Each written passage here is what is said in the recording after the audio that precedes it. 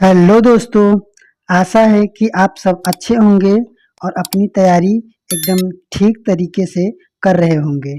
तो जैसे कि हम सब सीटेट पेपर 2 एसएसटी के लिए 6 से 8 तक के एनसीईआरटी को एकदम ठीक से line by line plus MCQ सहित पढ़ रहे हैं।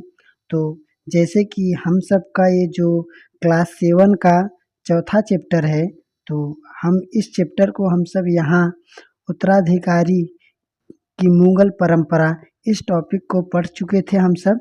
और आज हम सब इस नए टॉपिक अर्थात जो मनसबदार और जागीरदार है यहाँ से पढ़ना है। और देखिए इस पेज को जो पढ़े थे, इस पेज से संबंधित जो प्रश्न था उस प्रश्न को हम सब कर चुके थे। तो अब देखिए यहाँ से पढ़ेंगे और इस पेज जो पेज है, जो या 2 पेज है या 3 पेज है, इन तीनों पेज से जितना भी देखिए कितना प्रश्न है, जितना प्रश्न बनेगा उन सभी प्रश्न को हम सब देखेंगे। तो आशा है कि आप सबको ये तरीका अच्छा लग रहा होगा, और अगर अच्छा लगे तो चैनल को सब्सक्राइब करें और अपने अन्य मित्रों के साथ वीडियो को शेयर करें। तो चलिए दोस्तों, देखिए थोड़ा इसी पेज को पहले कल वाले पेज से ही थोड़ा आपको आज के पेज से जोड़ने का प्रयास कर रहे हैं। तो देखिए पहले कल क्या था, तो जो लिखा था कल कि जो मुगल शासक लोग थे, तो जब जब ज़्यादा शक्तिशाली हो गए, तो जब ज़्यादा शक्तिशाली हो गए तो जो राजपूत लोग थे उन्होंने अपनी बेटियों का शादी मुगल ख़ानदानों में करने लगे ना। तो यहाँ आप समझ गए, यहाँ पर ये कल का मैटर था कि जब मुगल ज़्यादा शक्तिशाली हो गए तो जो राजपूत थे, उदाहरण के लिए दिखाया गया था कि बहुत लोग कर रहे थे, बट जो राजपूत थे उदाहरण थे कि वो अपना जो बेटियों का जो शादी था वो मुगल ख़ानदान में करने लगे। पर यहाँ पर देखिए एक एक पॉइंट था कि परंतु कईयों ने विरोध भी किया था। बहुत लोग कर रहे थे पर कईयों ने विरोध भी किया था, तो इस पॉइंट को याद रखना, कभी-कभी पूछता है। तो अब आगे देखिए, अब यहाँ पर क्या कहा गया कि अब वही, अब देखिए कौन नहीं स्वीकार कर रहा था मुगलों का, तो देखिए यहाँ पर लिखा गया वो मेवाड़ के सिसोदिया राजपूत थे, जिन्होंने मुगलों को या मुगलों का अधीनता को स्वीकार नहीं कर रहे थे बहुत लंबे समय तक। पर क्या हुआ कि यहाँ पर था कि मुगलों ने उनको भी हराया, और हराने के बाद उन्हें ज़्यादा मतलब वो था, ये नहीं कि उन्हें मार दिया या कुछ किया, नहीं कुछ नहीं, बस उनको सम्मानित किया। देखिए लिखा गया है कि उन्हें उन्हें एकदम सम्मान का व्यवहार दिया गया और उन्हें एक जगह कोई जागीर दिया गया। जागीर का मतलब एक क्षेत्र का, ऐसे जो ज़मीन होता है ज़मीन को जागीर कहते हैं। तो अर्थात उन्हें एक जगह का छोटा सा एरिया दे दिया गया। इसको हम ये सब कल पढ़े थे, इतना देखिए। अब इस पॉइंट जो लिखा है मनसबदार और जागीरदार, अब इसके आगे से अब आज हम सब पढ़ेंगे। तो देखिए, तो यहाँ पर लिखा गया है कि जैसे जैसे साम्राज्य में विभिन्न क्षेत्र सम्मिलित होते गए, वैसे वैसे मुगलों ने तरह तरह के सामाजिक समूहों के सदस्य को प्रशासन में नियुक्ति करना प्रारंभ किया। शुरू में ज़्यादातर सरदार तुर्की तुरानी थे, लेकिन अब ये छोटे समूह के साथ साथ उन्होंने शासक वर्ग में ईरानियों, भारतीयों, मुसलमानों, अफगानों, राजपूतों, मराठों और अन्य समूहों को सम्मिलित करने लगे। तो ये बात थोड़ा एक बार याद रखना कि उन्होंने जब ज़्यादा शक्तिशाली हो गए तो उसके बाद उन्होंने किन किन वर्गों को अपने सम्मिलित किया, तो ईरानों को, मुसलमानों को, अफगानों को, राजपूतों को, मराठों को, तो आदि सभी को उन्होंने अपने क्या हुआ जैसे अपने राज्य में सम्मिलित करने लगे, याद रखना। तो आगे है कि समूहों को सम्मिलित करने लगा। फिर मुगलों की सेवा में आने वाले नौकरशाह मनसबदार कहलाते थे। तो देखिए इस पेज को, इस इतने पेज या इतने जो यहाँ तक पढ़े मैटर हम सब, इतने मैटर में देखिए ये ज़्यादा एकदम मोस्ट इम्पॉर्टेंट है। तो इसको याद रखना, कभी कभी पूछा जाता है कि मनसबदार किसे कहते हैं। तो यहाँ पर लिखा गया कि जो मुगलों के मुगलों के सेवा में आने वाले, जैसे जो मुगल लोग थे उनके सेवा में जो नौकर आते थे, उन नौकरों को हम मनसबदार कहते थे। अब आगे देखिए मनसबदार और क्या होता था, तो उसके बारे में बताया गया कि मनसबदार शब्द का प्रयोग ऐसे व्यक्तियों के लिए होता था जिसे कोई मनसब यानी कोई सरकारी हैसियत अथवा पद मिलता था। तो याद रखना, मनसबदार का मतलब होता है जो मुगलों के सेवा करते थे या जो नौकर रहते थे उनसे उन्हें मनसबदार कहा जाता था। और उन्हें इसलिए कहा जाता था क्योंकि ये जो मनसबदार थे वे एक किसी पद पर, सरकारी हैसियत पर रहते थे या पद मिलता था, इसलिए उन्हें मनसबदार कहा जाता था। अब आगे देखिए, लिखा गया है यह मुगलों द्वारा चलाई गई श्रेणी व्यवस्था थी। तो ये जो मनसबदार था, तो इसको याद रखना, ये मुगलों द्वारा चलाई गई श्रेणी व्यवस्था थी। तो अब देखिए यहाँ से एकदम ठीक से एकदम ध्यान से सुनना, यहाँ से लेकर आप एकदम ध्यान से, क्योंकि देखिए अब दिखाएंगे प्रश्न में कि ये एक एक लाइन ऐसे उठाकर पहला विकल्प दूसरा विकल्प ऐसे बनाकर रखा है। तो देखिए लिखा क्या है कि इतना समझे आप सब कि मनसबदार किसे कहते हैं। तो जो मुगलों के सेवा में आते थे नौकर, तो उन नौकरों को या नौकरशाहों को क्या कहा जाता था, मनसबदार कहा जाता था। अब मनसब का शाब्दिक अर्थ क्या होता था, तो वो सरकारी पद होता था, सरकारी पद होता था। अब देखिए ये जो मनसबदार था ये मुगलों की चलाई गई एक श्रेणी व्यवस्था थी। दूसरा, अब देखिए लिखा गया है जिसके जरिए, अब इसी मनसबदार के जरिए ये 3 भाग थे, कौन कौन से, पद, वेतन एवं सैन्य उत्तराधिकारी। तो इसको भी याद रखना। तो ये जो मनसबदार थे, ये मनसबदार जो श्रेणी व्यवस्था थी, तो ये 3 खंडों में थी। पहला पद था जिसे हम सब मनसबदार कहते हैं, दूसरा वेतन था, तीसरा सैन्य उत्तराधिकारी निर्धारित किए जाते थे। अच्छे से समझ में आ गया होगा। अब आगे देखिए, लिखा गया है पद और वेतन का निर्धारण, जो पद और वेतन का निर्धारण होता था, एक तो समझ गए आप सब, जो पद है, पद मनसबदार जो पद है, और वेतन। तो इस पद और वेतन का जो निर्धारण होता था वह जाति की संख्या के आधार पर होता था। तो इस बात को भी एकदम ध्यान से, क्योंकि इस पूरे लाइन को पूछा जाता है कि जो पद और वेतन का निर्धारण होता था कि किन्हीं पद या कोई भी जो पद होता था उन्हें किसको मिलना चाहिए या वेतन कितना मिलना चाहिए, तो ये जात की संख्या पर निर्भर करता था। किसकी? जात की संख्या पर निर्भर करता था। तो इसको याद रखना। आगे देखिए लिखा गया है कि जात की संख्या जो होती थी कितनी अधिक होती थी या जितनी अधिक होती थी, दरबार में अभिजात की प्रतिष्ठा उतनी ही बढ़ जाती थी। तो इसमें बताया गया कि जो जात होते थे, जैसे इस समय हम सब जानते हैं, तो जो जाति होती थी, तो जितनी जो जाति होते थे, जिन जातों की संख्या अधिक होती थी उनकी दरबार में जो थे वहाँ पर उनकी प्रतिष्ठा उतनी ही बढ़ जाती थी। अर्थात उसे उतने उनको जो जितनी जो जात के ज़्यादा रहते थे उनको उतनी ज़्यादा या वेतन दिया जाता था, इतना समझिए। आगे देखिए लिखा गया है दरबार में अभिजात की प्रतिष्ठा उतनी ही बढ़ जाती थी और उसका वेतन भी उतना ही अधिक हो जाता था। इतना आप सब समझ गए होंगे। तो देखिए दोस्तों, यहाँ से लेकर इस मैटर तक पूरा ध्यान से सुनना, क्योंकि इस मैटर ये जितना यहाँ से यहाँ तक है, ये पूरा ऐसे लाइन बनाकर पहला विकल्प, दूसरा विकल्प, तीसरा विकल्प ऐसे देता है। तो इन बातों को याद रखना।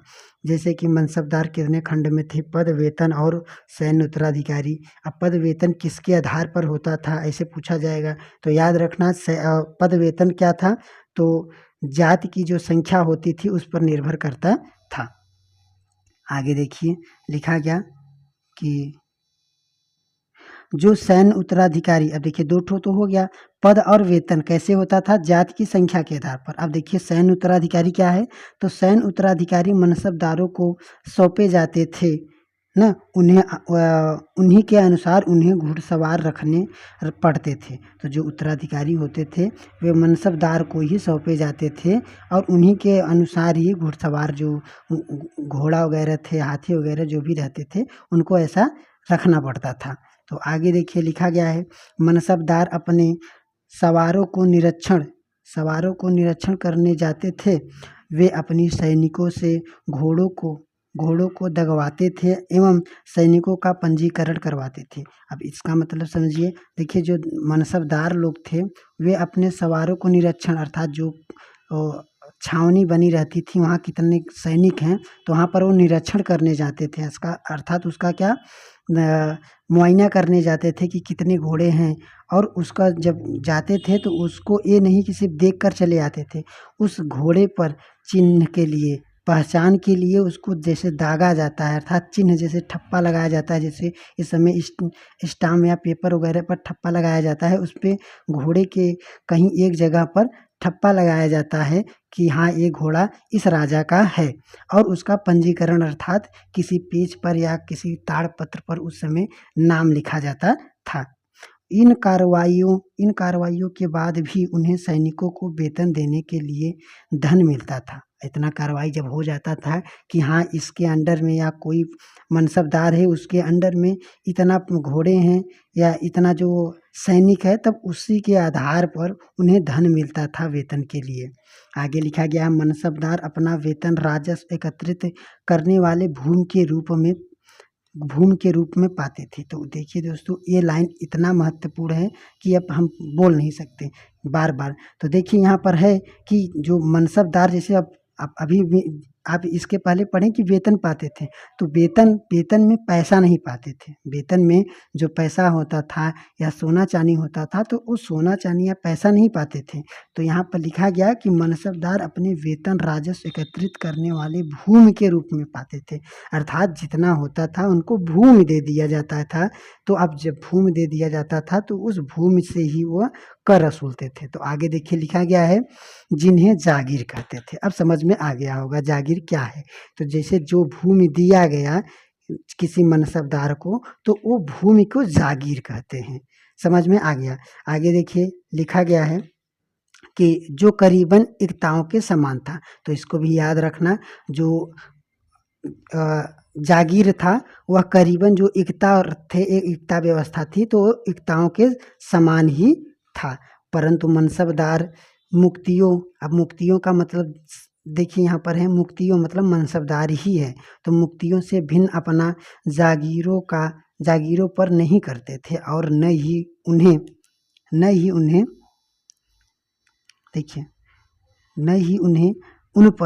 उन पर शासन करते थे। उनके पास अपनी जागीरों के केवल राजस्व एकत्रित करने का अधिकार था। यह राजस्व उनके नौकर उनके लिए एकत्रित करते थे। यह जो राजस्व था तो उनके नौकर उनके लिए एकत्रित करते थे, जबकि वे स्वयं देश के किसी भी भाग में सेवारत रहते थे। आगे देखिए लिखा गया है, तो अब देखिए यहाँ पर लिखा गया अब अकबर का शासनकाल आ गया। तो देखिए लिखा गया कि अकबर शासनकाल में इन जागीरों का सावधानी पूर्वक आकलन किया गया। तो देखिए इसके पहले जो था ये जो जागीर था, तो ये जागीर ऐसे ही दे दिया जाता था, जैसे जितने घोड़े रहते थे, जिन जात की संख्या अधिक रहती थी उसको जागीर मतलब ज़मीन दे दिया जाता था। पर जब अकबर का शासनकाल आया तो ये जो नियम था ना, ये जो श्रेणी जागीर का जो श्रेणी व्यवस्था था, तो इस श्रेणी व्यवस्था को अकबर ने सावधानी पूर्वक आकलन किया इसका और प्रशिक्षण किया, इसमें बदलाव किया। तो अब देखिए क्या किया, तो इसमें अकबर ने क्या किया कि देखिए लिखा है, ताकि इसका किसका, ये जागीर का ना, जागीर जो, ताकि इसका राजस्व मनसबदार के वेतन के तकरीबन बराबर हो जाए। जैसे पहले ये निर्धारण नहीं था कि यार कितने सैनिक पर या कितने जात, जैसे इतना बोल दिया गया कि जात अधिक होंगे बस उसको दे दिया जाएगा, पर कितने रहेंगे या कितना रहेंगे ज़मीन या कितना सैनिक रहेंगे तब उनको इतना दिया जाएगा, मतलब राजस्व या इतनी ज़मीन दिया जाता है, ये सब कोई निर्धारण नहीं था। बस जिसका सबसे ज़्यादा हो जाता था जात में उसको ऐसे दे दिया जाता था। पर अकबर ने ऐसा नहीं किया। अकबर ने क्या किया, उसका आकलन किया और वो भी सावधानी पूर्वक। फिर अब देखिए जब उसका सावधानी पूर्वक आकलन किया तो औरंगजेब के शासनकाल में, तो अब देखिए अकबर के बाद औरंगजेब के शासनकाल तक पहुँचते पहुँचते स्थिति बदल गई थी, अब तब बदल गई। तो जब अब बदल गई मतलब वो अकबर ने बस इतना किया, उस पर थोड़ा संशोधन किया। संशोधन करने का बात है कि उन्होंने क्या किया, इसमें देखिए इतनी मैटर दिया है, तो उस अकबर ने जब आया तो उन्होंने एकदम निश्चित किया होगा कि देखिए ये नहीं कि अब जाति जो अधिक रहेंगे उसको हम राजस्व इतना देंगे। उन्होंने निरीक्षण करके कुछ एक निश्चित किया होगा कि देखिए इतने अगर इतना सैनिक हैं, इतना घुड़सवार हैं, तब उसको इतना राजस्व अर्थात वही ज़मीन दिया जाएगा। उन्होंने ऐसा निश्चित किया था ना, क्योंकि यहाँ पर देखिए लिखा गया है ना, वेतन के बराबर होंगे। तब ये नहीं कि बस जितना अधिक जो जात की संख्या है तो उसको अधिक ज़्यादा दे दिया जाता था, तो उन्होंने ऐसा नहीं किया। तो अब देखिए अकबर आएगा, जो औरंगज़ेब आ गया। तो औरंगज़ेब का जब शासनकाल आया तब तक क्या हुआ, स्थिति बहुत बदल गई थी ना। तो अब है आगे कि अब प्राप्त राजस्व मनसबदार के वेतन में बहुत कमी आ गई थी। तो अब जब उस समय जब औरंगज़ेब का शासन काल आया तो जो राजस्व मिलता था, जो टैक्स मिलता था मनसबदार के वेतन में, वो बहुत उसमें बहुत कमी आ गई। तो इसको याद रखना, क्योंकि देखिए ये सब पूरा ऐसे लाइन उठा उठा कर पूछा गया है, अभी हम प्रश्न में दिखाएंगे तो आप सब तब जाकर आप सब यहाँ पर आप नोटिस करेंगे। तो अभी अगर नहीं कर रहे हैं तो जो यहाँ से हम ऐसे हाईलाइट कर रहे हैं उस पूरे वाक्य को एकदम ध्यान से दिमाग में याद करने का प्रयास करें, क्योंकि अभी हम दिखाएंगे इसको बार बार, इसीलिए बोल रहे हैं। तो देखिए यहाँ पर ऐसे ऐसे बनाएगा ए विकल्प और ऐसे लिखेगा कि अब ऐसे लिखेगा अब प्राप्त अर्थात औरंगजेब के समय में प्राप्त राजस्व मनसबदार के वेतन में बहुत कमी आ गई थी। अगर आप ये इस वाक्य को ऐसे नहीं पढ़े रहेंगे तो आज वहाँ पर समझ नहीं पाएंगे। तो देखिए यहाँ पर लिखा गया है कि मनसबदारों की संख्या में कमी, जो मनसबदार थे औरंगजेब के समय, उनकी संख्या में भी अत्यधिक वृद्धि हुई। तो देखिए मनसबदार की संख्या में वृद्धि हुई। अब यहाँ पर आप क्या होगा, कन्फ्यूज हो जाएंगे कि देखिए जब उस समय जो टैक्स मिलता था उस वेतन में तो कमी हुई, पर मनसबदारों की बढ़ोतरी कैसे हुई। तो देखिए मनसबदार तो एक से एक मनसबदार होते या पद पद प्रतिष्ठा होते चले जा रहे थे, पाते चले जा रहे थे, पर जो था वेतन था, जो टैक्स आता था, राजस्व आता था, उसमें कमी आ गई ना। तो अब देखिए यहाँ पर आगे लिखा गया है कि जो मनसबदारों की संख्या थी उसमें अत्यधिक वृद्धि हुई, जिसके कारण अब इसी के कारण किसके कारण जो अत्यधिक वृद्धि हुई मनसबदारों की संख्या में, उसी के कारण जागीर मिलने से पहले एक लंबा इंतजार करना पड़ता था। तो जब औरंगजेब का शासनकाल था तो उन्हें जो टैक्स मिलता था, टैक्स के लिए या जागीर के लिए एक लंबा इंतजार करना पड़ता था ना। तो देखिए इन सभी कारणों से जागीरों की संख्या में कमी कमी हो गई। फलस्वरूप कई जागीरदार जागीर जागीर रहने पर यह कोशिश करते थे कि वे जितना राजस्व वसूल सके कर ले। देखिए यहाँ पर है कि राजस्व वसूल कर ले। अपने शासनकाल के अंतिम वर्ष में औरंगजेब ने इन परिवर्तनों पर नियंत्रण नहीं कर पाया। जब औरंगजेब का शासनकाल था तो उस समय ये जो था नियम था, उस नियम पर वह नियंत्रण ही नहीं कर पाया, जिसके कारण किसानों में अत्यधिक मुसीबतों का सामना करना पड़ा। तो बस इतना है कि जो इकता व्यवस्था, ये जागीर व्यवस्था थी, जब औरंगजेब का शासनकाल आया तो इस पर वो इतना पकड़ नहीं बना पाया, जिसके लिए क्या हुआ, मनसबदारों की संख्या में बढ़ोतरी होने लगी और वेतन में जो वेतन मिलता था, राजस्व मिलता था, उसमें कमी आ गई ना। ऐसे होता रहा तो क्या हुआ, जो किसान लोग थे उनकी मुश्किलें और बढ़ती चली गई। तो देखिए दोस्तों यहाँ पर थोड़ा एक बॉक्स था, तो इस बॉक्स पर देखिए, तो देखिए लिखा गया है जात की श्रेणियाँ, जो अभी बताया गया कि जो जात जितना अधिक होती थी उसे उतना अधिक वेतन या पद प्रतिष्ठा मिलता था। तो यहाँ पर देखिए लिखा गया है पॉइंट कि 5,000 जात वाले अभिजात का 1,000 जात वाले अभिजातों से ऊंचा था। 1,000 अभिजातों से ऊंचा था, क्योंकि ये 5 और 1 ये 1,000 था। तो अब देखिए लिखा गया कि अकबर के शासन काल में 29 ऐसे मनसबदार थे जिसके अंडर में 5,000 जाति की पदवी थी। तो याद रखना, जो अकबर के समय था, जब अकबर के समय था तो अकबर के समय जो मनसबदार थे, तो अब बताया जाता था जात, तो अकबर के समय जब जात थे तो 29 ऐसे मनसबदार थे जिनके पास कितने, जिनके पास 29 29 ऐसे मनसबदार थे जिनके पास 5000 जातियाँ थी, 5000 जात थी। पर ये जो औरंगजेब का समय या औरंगजेब का जब शासन काल आया तो वे उनकी मनसबदारों की संख्या क्या हुई, 79 हो गई। ये 29 थे और ये 79 हो गई ना। क्या इसका अर्थ हुआ कि राज्य में खर्चा बढ़ गया। इसका अर्थ क्या हुआ कि राज्य में क्या हुआ, खर्चा बढ़ गया। तो यहाँ पर देखिए औरंगजेब के समय मनसबदारों की संख्या में वृद्धि हुई। ये बात हमेशा याद रखना कि जब औरंगजेब था तो मनसबदारों की संख्या में वृद्धि हुई, बल्कि राजस्व में कमी आई थी। यहाँ पर बहुत लोग एकदम कंफ्यूज रहते हैं कि मनसबदारों की संख्या में कैसे बढ़ोतरी होगी। तो मनसबदार की संख्या बढ़ोतरी हुई थी, बल्कि राजस्व जो टैक्स आता था उसमें कमी हुई थी। तो देखिए दोस्तों, इतना आपको समझ में आ गया होगा। अब देखिए यहाँ पर है नया टॉपिक लिखा गया है, जब्त एवं जमींदार। जब्त एवं जमींदार, तो देखिए लिखा गया है कि मुगलों की आमदनी का प्रमुख साधन किसानों के उपज से मिलता था। जो मुगल लोग थे उनका जो राजस्व आता था, जो धन मिलता था, तो ज़्यादातर इस समय भी है, उस समय भी था कि जो किसान का जो उपज होता था उसी से मिलता था धन या टैक्स या राजस्व न। तो अधिकतर स्थानों पर किसान ग्रामीण कुलीनों यानी कि मुखिया या स्थानीय सरदारों के माध्यम से राजस्व देते थे। तो जो अधिकतर अधिक क्या होते थे, ग्रामीण कुलीन यानी मुखिया या अस्थाई सरदारों के माध्यम से जो राजस्व आता था। आगे लिखा गया कि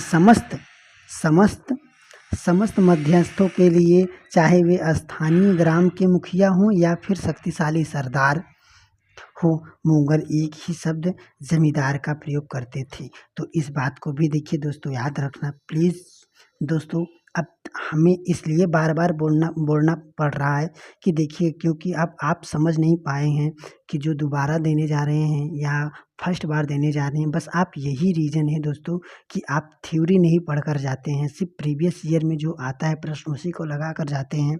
और जो आप क्वेश्चन बनाता है सीटेट, तो ये क्या होता है कि इसी गद्यांश को ही पूरा उठा कर रखता है। तो बस इसलिए हम आपको बार बार फोर्स कर रहे हैं कि आप ये पूरे लाइन को ही याद करिए। इस लाइन में अगर एक या दो शब्द भी छोड़ेंगे तो आप वहाँ जान लीजिए हमेशा तुक्का लगा कर आएंगे, एकदम एग्जैक्ट आंसर नहीं देकर आएंगे। तो यहाँ पर देखिए लगाया गया, यहाँ बताया गया कि जो स्थानीय, यहाँ पर देखिए लिखाया गया कि जो मुगल एक ही शब्द जमींदार का प्रयोग करते थे, फिर वो चाहे क्या हो, शक्तिशाली सरदार रहा हो या मुखिया रहा हो। अब इसका कहने का मतलब ये है, मुखियाओं के लिए जो मुखिया रहते थे या शक्तिशाली जो सरदार रहते थे, उन दोनों को, मुखिया को भी शक्तिशाली सरदार को भी जमींदार कहा जाता था।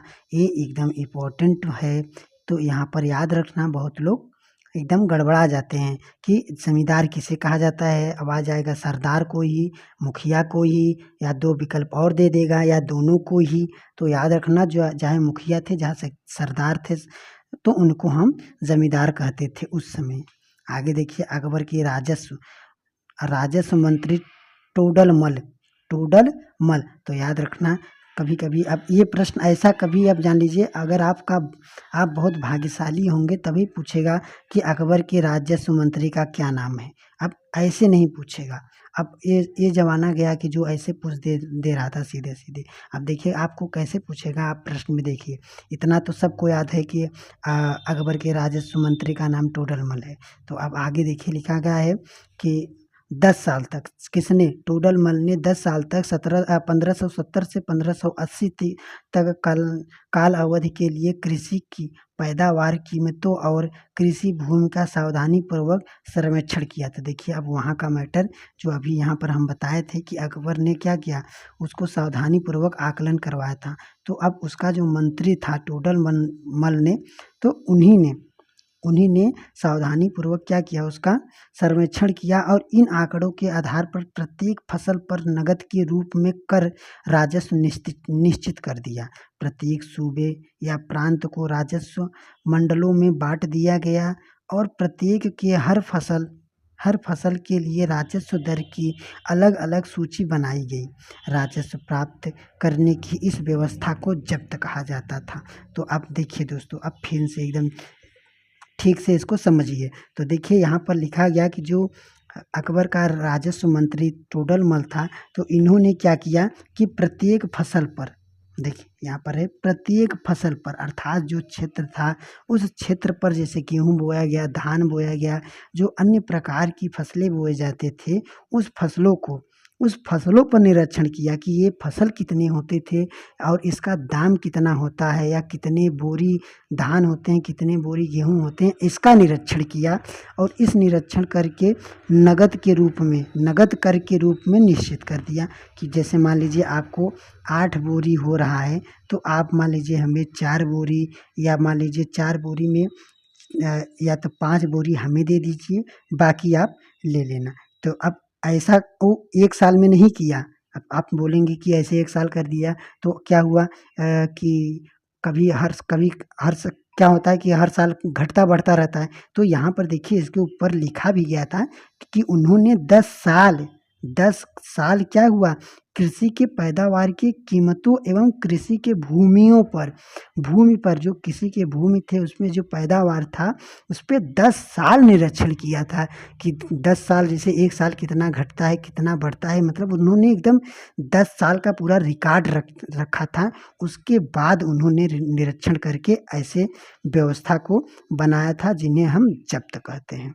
आशा है कि आप सबको समझ में आ गया होगा। तो आप फिर से देखिए यहाँ पर था कि जितने फसल होते थे उस फसल का कुछ भाग वो बता देते थे कि हाँ इतना भाग, जैसे मान लीजिए 8 बोरी 10 बोरी हो रहा है, तो उस बोरी से मान लीजिए जिसका जितना भी प्रतिशत रहे उतना प्रतिशत या उतना बोरी हमें देना चाहिए, देना पड़ेगा, बस ऐसा वो निश्चित कर दिया। पर ऐसा पहले नहीं था, जितना होता था, जितना मांगा जाता था उतना दिया जाता था ऐसा।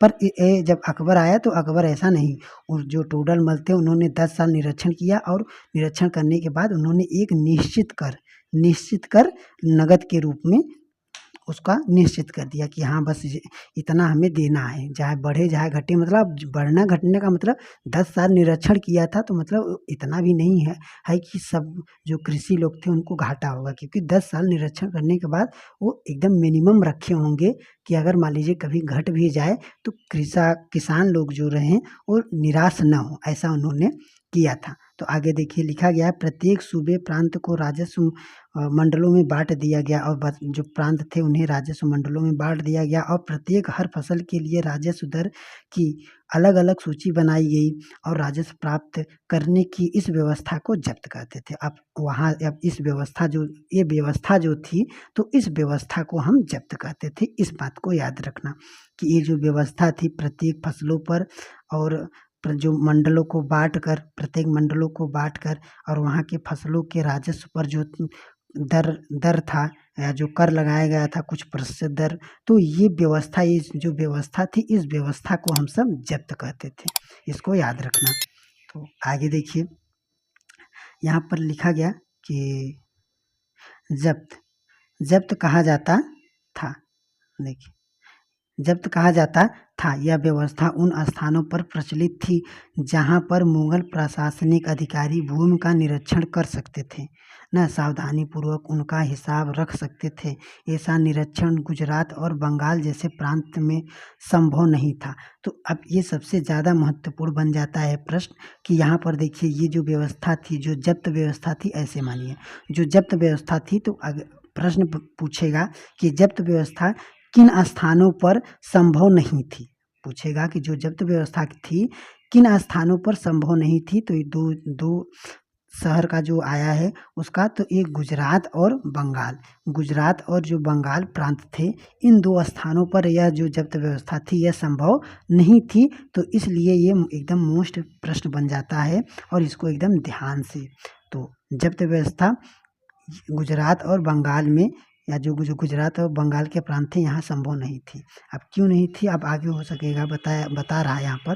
तो देखिए लिखा गया, कुछ क्षेत्र में जमींदार इतने शक्तिशाली थे, नहीं बताया। देखिए अब जमींदारों की बात बता रहा है कि जमींदार जो क्षेत्र रहते थे, कुछ क्षेत्र में जमींदार इतने शक्तिशाली थे कि मुगल प्रशासन द्वारा जो शोषण किए जाने की स्थिति में वे विद्रोह कर देते थे। हाँ, देखिए, तो अब गुजरात और बंगाल में क्यों नहीं ये संभव हो पा रहा था कि जब्त व्यवस्था, तो यहाँ पर जो जमींदार रहते थे, तो ये जमींदार इतने शक्तिशाली रहते थे कि जब राजा का जो जमींदार आता था कर वसूलने, तो वे विद्रोह कर देते थे कि हम नहीं देंगे, हम नहीं देंगे।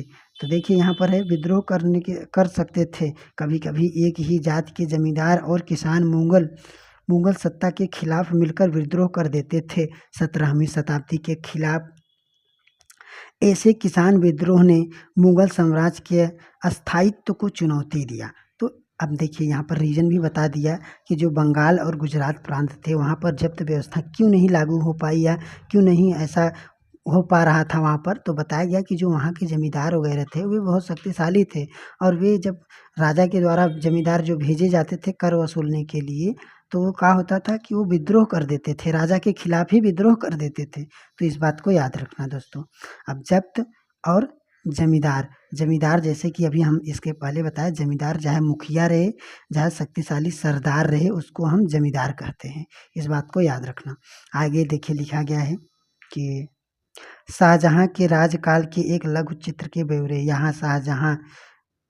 यहाँ देखिए, शाहजहां के राजकाल के एक लघु चित्र के ब्यौरे हैं ना, यहाँ पर ये जो दिख रहा है। तो यहाँ जहांगीर के समय के भ्रष्टाचार को, तो जो शाहजहां के पहले जो जहांगीर था, अकबर का जो बेटा था जहांगीर, तो उस समय के भ्रष्टाचार को दिखाया गया है।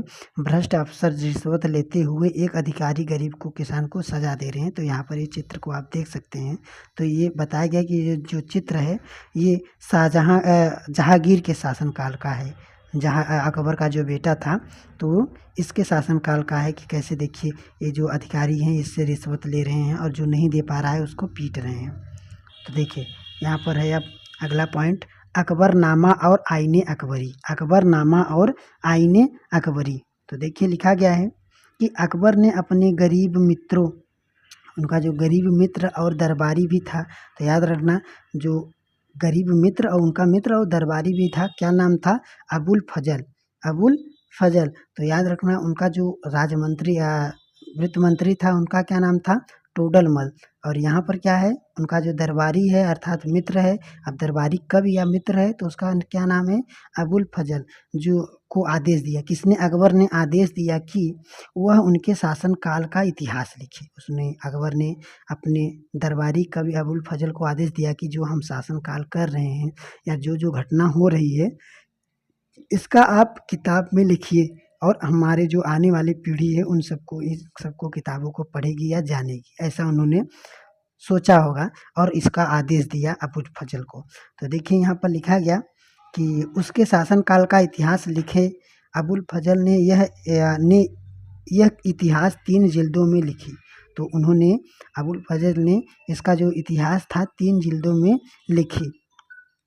तो देखिए लिखा गया है कि लिखी, इसका शीर्षक था अकबरनामा। तो वो जान लीजिए, यहाँ शीर्षक का मतलब समझ लीजिए कि अकबरनामा एक किताब था, या अकबरनामा जो था इसका शीर्षक था। अब इस अकबरनामा में अबुल फजल ने लिखा, क्या लिखा? तो पहली जिल्द में, और इस अकबरनामा में 3 जिल्द थे, 3 जिल्द थे। अब तीनों जिल्द में देखिए, पहले जिल्द में क्या था, तो याद रखना, पहले जिल्द में अकबर के पूर्वजों का बयान था, दूसरे जिल्द में अकबर के शासनकाल की घटना का विवरण था, तीसरे जिल्द में आईने अकबरी थी। तो आप कभी कभी सब लोग कंफ्यूज होते हैं कि आईने अकबरी कुछ दूसरा किताब है, तो ये किताब नहीं है, ये अकबरनामा का ही एक जिल्द है। तो इस बात को याद रखना, यही बहुत लोग कंफ्यूज होते हैं कि ये आईने अकबरी, क्योंकि आईने अकबरी एक और बाबर ने भी लिखवाया था या कोई शासक ने लिखवाया था। तो इसको याद रखना, यहाँ तो जो आईने अकबरी है, ये आईने अकबरी अकबरनामा का ही एक जिल्द है, और ये लास्ट भी है। इतना याद रखना। आशा है कि आप सबको समझ में आ गया होगा।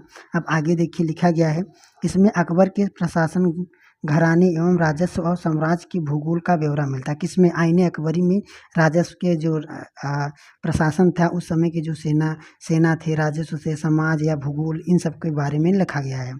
तो देखिए दोस्तों, आशा है कि आप सबको समझ में आ रहा होगा। अब आगे देखिए लिखा गया है कि इसमें समकालीन भारत के लोग की परंपराओं, सांस्कृतिक और विस्तृत वर्णन आईने अकबरी का सबसे रोचक आयाम है कि विविध प्रकार की चीज़ें, फसलों, पैदावार, कीमतों, मजदूरी और राजस्व का सांख्यिकी विवरण है। तो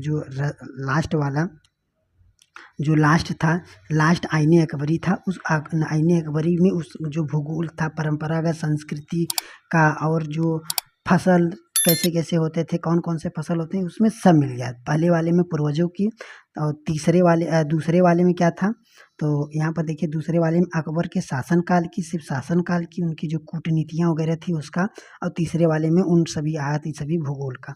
तो देखिए अबुल फजल से अकबरनामा लेते हुए अकबर, तो देखिए यहाँ पर अबुल फजल से अकबरनामा जो इतिहास लिखे थे उनसे ले रहे हैं।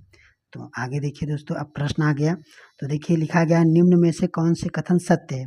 मुगलों की सेवा में आने वाले नौकरशाह मनसबदार थे। ये बात सही है दोस्तों। देखिए जैसे आप कैसे पूछा गया है, आपको दिखा दे रहे हैं। तो देखिए लिखा गया पूरा ऐसे वाक्य लिखकर एक विकल्प बना दिया है ना। तो देखिए लिखा गया है कि मुगलों की सेवा में आने वाले नौकरशाह को मनसबदार कहते थे। जैसे कि हम बताएं, जो मुगलों की सेवा में, अर्थात जो मुगल की सेवा करने के लिए जो नौकर आते थे, उन्हीं नौकर को ही हम मनसबदार कहते थे।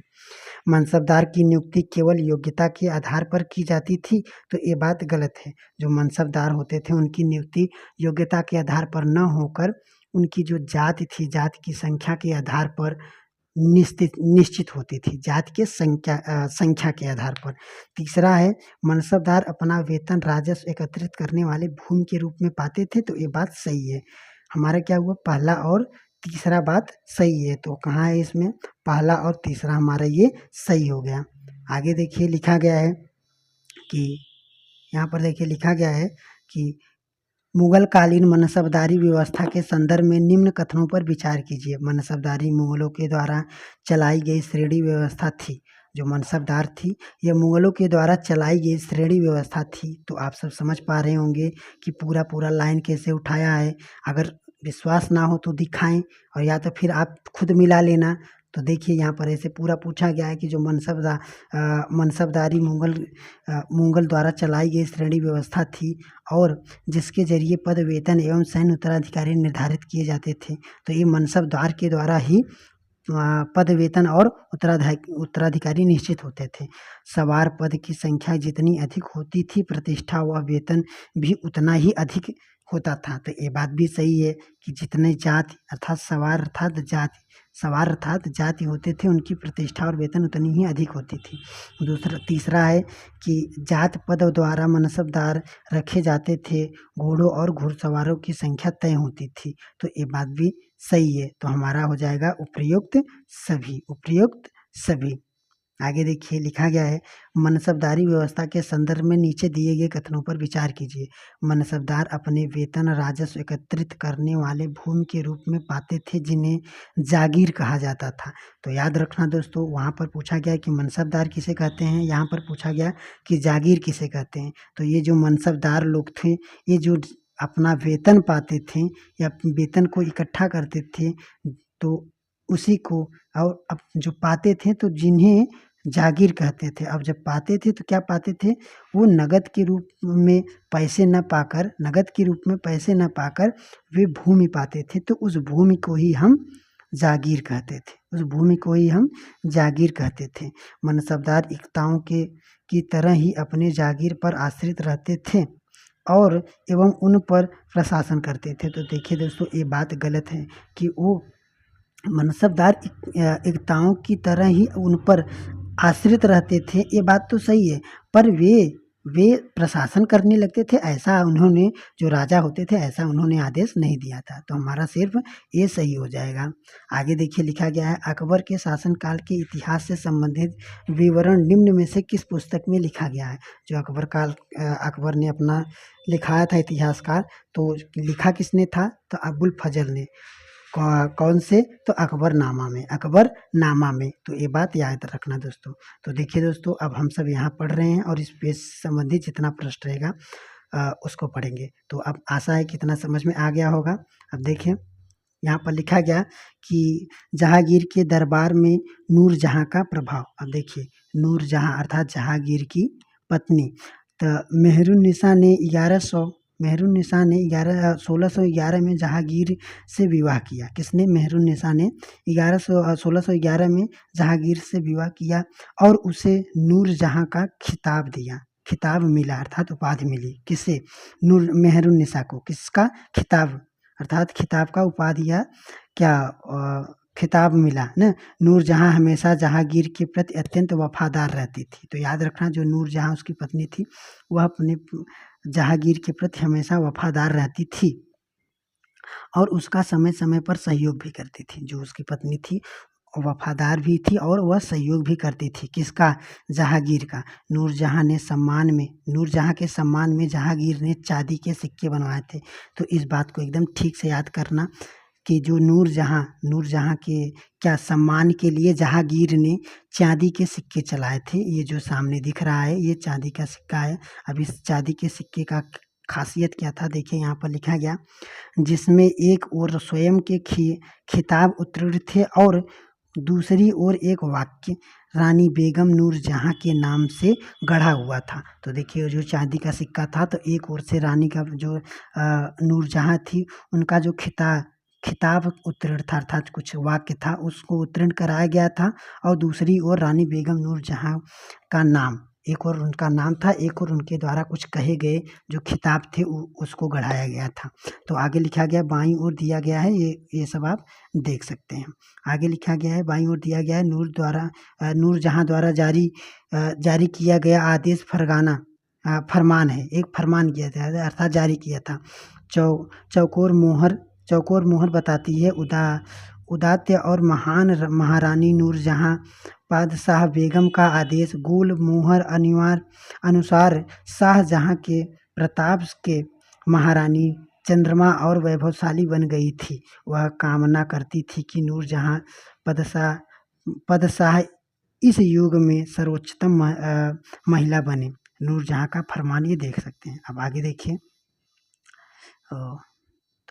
देखिए यहाँ पर अब इतना समझ में आ गया। अब आगे देखिए लिखा गया है सुलह ए कुल। तो इसको भी एकदम इम्पोर्टेंट है, एकदम ध्यान से दोस्तों। तो देखिए लिखा गया है सुलह ए कुल की नीति एक थी।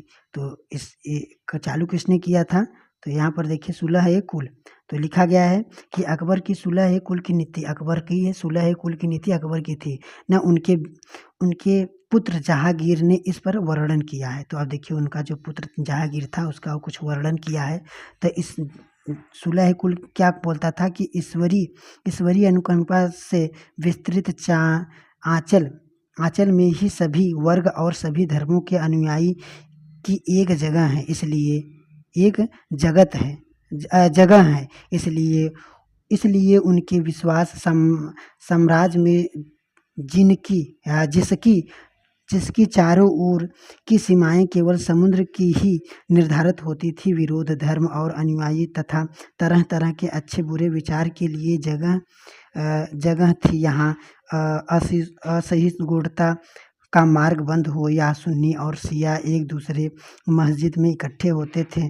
कौन? उस समय जो सुलह कुल की नीति थी उस समय क्या बोला गया कि सुन्नी और शिया एक ही मस्जिद में इकट्ठे होते थे और ईसाई और यहूदी एक ही गिरजे में प्रार्थना करते थे। उसने सुसंगत तरीके से सर्विक जात या सुलह कुल के सिद्धांत का पालन किया था। किसने? जहांगीर ने। आगे देखिए लिखा गया 17वीं शताब्दी में और उनके पश्चात मुगल साम्राज्य। तो देखिए यहाँ पर लिखा गया कि जो मुगल साम्राज्य की प्रशासनिक और सैनिक कुशलता के फलस्वरूप आर्थिक और वाणिज्य समृद्धि में वृद्धि हुई। तो याद रखना जब मुगल साम्राज्य आए तो उनमें क्या हुआ कि वृद्धि हुआ। कब? जहांगीर के समय। तो याद रखना वाणिज्य मतलब व्यापार में वृद्धि हुआ। आगे है विदेशी यात्रियों के इस वैसा धनी देश बताया गया जैसे कि किस्से कहानियों में वर्णित होता था, परंतु यही यात्रा इसी प्रचुरता के साथ मिलने वाली दरिद्रता को देखने में विस्तृत है। तो देखिए यहाँ पर और आगे लिखा गया है सामाजिक असमानताएं साफ दिखाई पड़ती थी शाहजहां के शासनकाल में। अब देखिए जहांगीर के बाद अब शाहजहां आ गया। शाहजहां के शासनकाल में 20 वर्ष के दस्तावेजों से हमें पता चलता है कि ऐसे मनसबदार जिनका उच्च पद प्राप्त था कुल कितने थे? तो ये कभी पूछेगा नहीं, पर याद रखना कि शाहजहाँ के समय जो उच्च मनसबदार थे वो कितने थे, 8,000 थे। 8,000 थे ना। 8,000 में से 8,000 में से केवल 445 ही थे। 8,000 में से, अर्थात जहांगीर के समय 8,000 थे, पर जब शाहजहाँ का शासनकाल आया तो उसमें सिर्फ 445 ही थे। कुल मनसबदारों की एक छोटी संख्या 5.6% हो सकती थी, या को ही साम्राज्य के अनुमानित राजस्व का 61.5% स्वयं उनके या उनके सवारों के वेतन के रूप में दिया जाता था। तो यहाँ पर देखिए आगे लिखा है कि मुगल सम्राट और उनके मनसबदार अपनी आय का बहुत बड़ा भाग वेतन और वस्तु पर लगा देते थे। तो जो मुगल थे वे अपना जो मनसबदार अर्थात जो आता था, तो उसका जो सबसे ज़्यादा अधिक था, जो धन था उसका जो सबसे ज़्यादा धन वगैरह था वो वस्तुओं पर ही और वेतन अर्थात वेतन देने में ही खर्च कर देते थे। इस खर्च से शिल्पकार और किसान को लाभ होता था, चूँकि वे वस्तुएं और फसल की पूर्ति करते थे, परंतु राजस्व का भार इतना था कि प्राथमिक उत्पादकों, किसानों और शिल्पकारों के पास निवेश के लिए बहुत कम धन बचा था। इसमें से जो बहुत गरीब थे मुश्किल से ही पेट भर पाते थे। वे उत्पादन शक्ति बढ़ाने के लिए अतिरिक्त संसाधन में औजार और अन्य वस्तुओं के निवेश करने की बात सोच भी नहीं सकते थे। ऐसी अर्थव्यवस्था से में ज़्यादा धनी किसान, शिल्पकार के समूह, व्यापार और महाजन ज़्यादा लाभ उठाते थे। मुगलों के कुलीन वर्ग के हाथों में बहुत धन और संसाधन थे, जिसके कारण 17वीं सदी के अंतिम रूप में वे अत्यधिक शक्तिशाली हो गए। जैसे जैसे मुगल साम्राज्य की सत्ता पतन की ओर बढ़ती गई, वैसे वैसे विभिन्न क्षेत्रों में सम्राट के सेवक स्वयं ही सत्ता के शक्तिशाली केंद्र बनते गए। इनमें से कुछ ने नए वंश स्थापित किया और हैदराबाद व अवध जैसे, कहाँ पर, तो हैदराबाद और अवध जैसे प्रांतों में अपना नियंत्रण किया। कौन? मुगलों ने हैदराबाद और अवध जैसे प्रांतों पर नियंत्रण जमाया। यद्यपि दिल्ली के मुगल सम्राट को स्वामी के रूप में मान्यता दे रहे थे, तथापि 18वीं सदी में सम्राट ने कई प्रांत अपने स्वतंत्र राजनीतिक पहचान बन चुके थे। तो देखिए दोस्तों, यहाँ पर अब प्रश्न है, तो यहाँ पर देखिए आप इसको ध्यान से करिए। देखिए जो मंगोल थे, मंगोल कहाँ के थे? तो मंगोल उज्बेकिस्तान के थे, ये सही है। तो देखिए और जो देखिए ये सिसोदिया थे, ये सिसोदिया कहाँ थे? तो सिसोदिया थे मारवाड़ ना, मेवाड़ के। और देखिए यहाँ पर है मनसब क्या कहा जाता था ना। और यहाँ पर देखिए पद क्या था? तो पद को ही मनसब कहते थे। और देखिए मंगोल बताएं, यहाँ पर नूरजहाँ क्या थी ना। तो याद इसको देखना। यहाँ पर देखिए प्रश्न, तो देखिए लिखा गया है कि निम्न में से कौन से युग सही है? तो देखिए हम सब पढ़े थे। तो देखिए पानीपत का युद्ध कब हुआ था? 1526 में, 1526 ईस्वी में इब्राहिम लोदी के बीच। तो देखिए यहाँ पर क्या लिखा गया है कि खानवा का युद्ध 1526 ईस्वी में बाबर और इब्राहिम लोदी के बीच हुआ था। तो ये बात तो गलत है, क्योंकि 1526 ईस्वी में पानीपत का युद्ध हुआ था और बाबर और इब्राहिम लोदी के बीच, तो ये बात गलत है। दूसरा है, तो पानीपत का युद्ध 1526 में हुआ था, तो अब ये तो यही गलत हो गया, क्योंकि हम सब जानते हैं कि पानीपत का जो युद्ध था वह 1526 में हुआ था, न तो 27 में। तो ये बात हमारा दोनों गलत हो गया, क्योंकि ये 1526 में है हुआ तो 27 लिख दिया, और यहाँ पर देखिए 27 हुआ है तो 26 लिख दिया, आगे लिखा गया है। तो अब देखिए अगर चाहें तो आप यही दोनों गलत है, इन्हीं से ही कर सकते हैं। देखिए आप 1 और 2 दोनों गलत है, 1 और 2 दोनों गलत है, तो आप क्या करेंगे? तो यहाँ पर क्या पूछा गया है? तो अब देखिए 1 और 2, जहाँ 1 है इसमें 1 है, ये भी गलत हो गया, इसमें 2 है, ये भी गलत हो गया। अब देखिए बचा 3 और 4, 3 और 4। तो अब यहाँ पर पूछा है कौन सही है, तो यहाँ पर हम सब समझ सकते हैं कि कौन सा सिर्फ सही है। तो देखिए अब यहाँ पर अगर 1 आया, देखिए 1 हमारा गलत है, तो इसमें 1 है, ये भी गलत हो गया, इसमें 1 है, इससे ये भी गलत हो गया, 2 भी गलत है तो 2 भी ये गलत हो गया, और हमारा ये तीसरा सही हो गया। ऐसे भी आप दिमाग लगाकर कर सकते हैं। तो आगे देखिए लिखा गया है, अकबर ने सैन्य अभियान के क्रम में निम्न कथनों पर विचार कीजिए। तो 1558 में सिसोदिया के राजपूत चित्तौड़ पर कब्जा किया था, ये बात सही है। आगे देखिए लिखा गया उत्तर पश्चिम के क्षेत्र अभियान में क्रमशः सफाविदों की को हराकर कंधार पर कब्जा किया और कश्मीर को भी अपने साम्राज्य में मिला दिया। तो ये बात भी सही है। दूसरा है कि अकबर ने अपने सैन्य अभियान के द्वारा पूर्व में बंगाल, बिहार और उड़ीसा, जो हम सब पढ़े थे, ध्यान होगा, तो बंगाल, बिहार, उड़ीसा तक के क्षेत्र में न मुगल साम्राज्य का अंग बनाया। तो ये बात भी सही है, अर्थात हमारा 1, 2, 3 ये तीनों सही है। अगला देखिए लिखा गया है दिए गए कथनों को सावधानी पूर्वक पढ़ें। तो देखिए यहाँ पर लिखा गया है कि राजकुमार सलीम का मतलब वो जहांगीर को ही सलीम कहा जाता था। तो जहांगीर की माँ जोधाबाई थी न। अकबर के शासनकाल अंतिम वर्ष में राजकुमार सलीम ने विद्रोह के कारण उन्हें जब विद्रोह किया तो सत्ता लड़खड़ा गई। ये बात भी सही है दोनों। तीसरा देखिए है कि अकबर ने अपनी शासनकाल में कभी भी ढक्कन का अभियान नहीं किया। तो ये बात गलत है।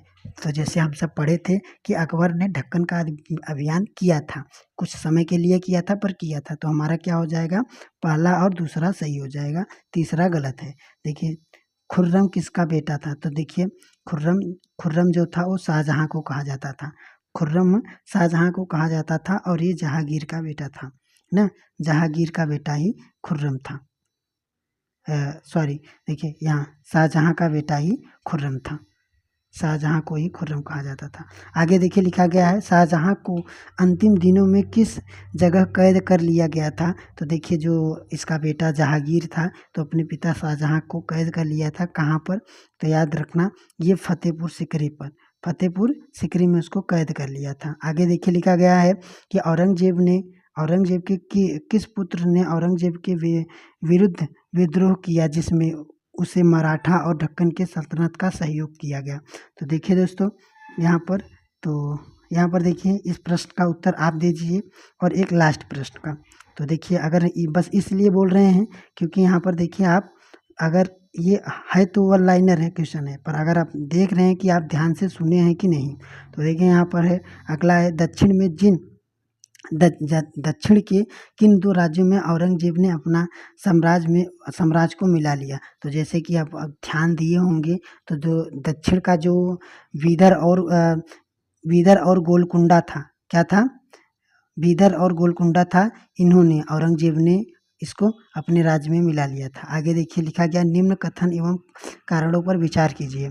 अकबर ने अपने शासनकाल में जागीरों को बड़ी सावधानी पूर्वक आकलन किया। जो जागीरों थे, जो जागीर था, यहाँ जागीरों लिखा है तो कंफ्यूज मत होना कि कोई पद हो गया। जागीर मतलब वही जो भूमि के रूप में दिया जाता था। तो उसका जो क्या किया उन्होंने सावधानी से आकलन कराया। कौन करवाया था? तो उसका जो वित्त मंत्री टोडरमल था।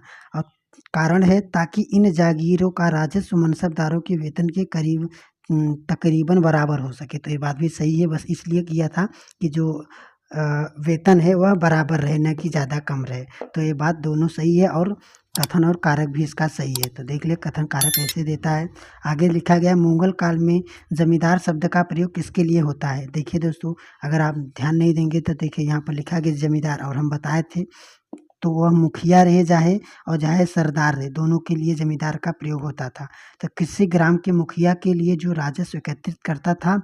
फिर लिखा गया है किसी क्षेत्र स्थानीय सरदार के लिए जो राजस्व इकट्ठा करता था। तो ये देखिए चाहे मुखिया रहे चाहे राजस्व सरदार रहे, इसको याद रखना, दोनों को ही हम जमींदार ही कहते थे। आगे लिखा गया है कि मुगल काल में जब्त शब्द किसको अंकित करता है? तो देखिए जो जब्त था बताए थे कि एक व्यवस्था थी, यह एक श्रेणी व्यवस्था थी, राजस्व प्राप्त करने की व्यवस्था थी, किसी दूसरे राज्य को संसाधन हड़पने के लिए युद्ध में लूटने के समान इसमें। तो देखिए यहाँ पर हमारा पहला विकल्प ही सही है कि राजस्व प्राप्त करने की एक व्यवस्था थी। याद रखना जब्त एक व्यवस्था थी, ऐसे याद रखना बस, जब्त एक व्यवस्था थी। आगे लिखा गया है अकबर के द्वारा इबादत खाना का निर्माण किस शहर में कराया गया था? तो याद रखना जो इबादत खाना का निर्माण था यह फतेहपुर में कराया गया था। आगे है कि निम्न कथनों पर विचार कीजिए। अकबर ने इबादत खाने में विभिन्न धार्मिक गुरुओं के साथ धर्म के मामलों का चर्चा करते थे, तो ये बात सही है क्योंकि आप सब सुने हैं कि जो अकबर था वो बहुत धार्मिक था। इबादत खाने में चर्चा के दौरान अकबर की समझ बनी कि जो विद्वान धार्मिक रीति और मान्यता पर बल देते हैं वह अक्सर कट्टर होते हैं, तो ये बात भी सही है। जो भी पुजारी लोग होते हैं या मौलवी लोग होते हैं वो कट्टर होते हैं, वे सिर्फ अपने धर्म अपनी जात की प्रशंसा करते हैं। अब कट्टर का मतलब समझ सकते हैं कि मतलब जो अब जिस कैटेगरी में अर्थात जिस जात की हैं उसी जात को बयान या उसी जात का बयान करना, बस। तो ये हमारा दोनों सही है। क्या है हमारा ये दोनों हमारा सही है। आगे देखिए लिखा है कि अकबर के सुलह कुल के विचार पर आधारित शासन दृष्टि बनाए रखने में अकबर की मदद कीजिए। तो देखिए जो अकबर था तो ये सुलह कुल की नीति किसने बनाया था? तो देखिए आप यहाँ पर बता सकते हैं आप कि अबुल फजल, फौजी, हरिविजय सूर, बदायून। तो देखिए कौन थे? तो अबुल फजल थे। आगे देखिए औरंगजेब की सेना के विरुद्ध किसने छापेमार पद्धति का अपनाया था? तो ये देखिए इतना ये वाला जो लड़ाई इतना फेमस है कि आप इसको कभी भूल नहीं पाएंगे और शिवाजी को तो एकदम नहीं भूल पाएंगे। तो यहाँ पर जो औरंगजेब के खिलाफ जो शिवाजी लड़ रहे थे तो उन्होंने ऐसा किया था। मराठा सरदार शिवाजी ने छापे खाने का प्रयोग किया था, अर्थात ऐसा विधि था। तो कथन एवं कारक के संदर्भ में निम्न प्रश्न पर विचार कीजिए। औरंगजेब के शासनकाल में जागीरों के प्रांत होने वाला राजस्व मनसबदार के वेतन से बहुत कम होती थी। तो ये बात सही है, वेतन बहुत क्या होती थी? कम होती थी। और औरंगजेब के शासनकाल में विभिन्न क्षेत्रों में उत्पादन में कमी हुई तथा मिलने वाले राजस्व में गिरावट आई। तो ये बात गलत है। हमारा क्या है? पहला सही है पर दूसरा गलत है। पहला सही अर्थात हम ऐसे भी कह सकते हैं कि पहला सही और दूसरा गलत है। तो देखिए दोस्तों ये चैप्टर समाप्त हो गया। अब मिलते हैं अगले वीडियो में। अगर आपको अच्छा लग रहा हो तो चैनल को सब्सक्राइब करें। तो देखिए दोस्तों एनसीईआरटी को अगर आप ठीक से पढ़ना चाहते हैं तो इस विधि से पढ़िए, चाहे स्वयं चाहे वीडियो के माध्यम से अगर ऐसा कोई पढ़ाए और ऐसे पढ़ कर जाइए, फिर अपने आप को आकलन कीजिए कि कैसे हम हैं। तो देखिए जैसे कि इस पेज को पढ़िए, 2-4 पेज को पढ़कर उस पेज से संबंधित प्रश्न को पढ़िए और फिर अगले पेज को पढ़िए, फिर उस पेज से संबंधित प्रश्न, फिर ऐसे पढ़ा जाता है एनसीईआरटी को। तो चलिए अब मिलते हैं अगले वीडियो में।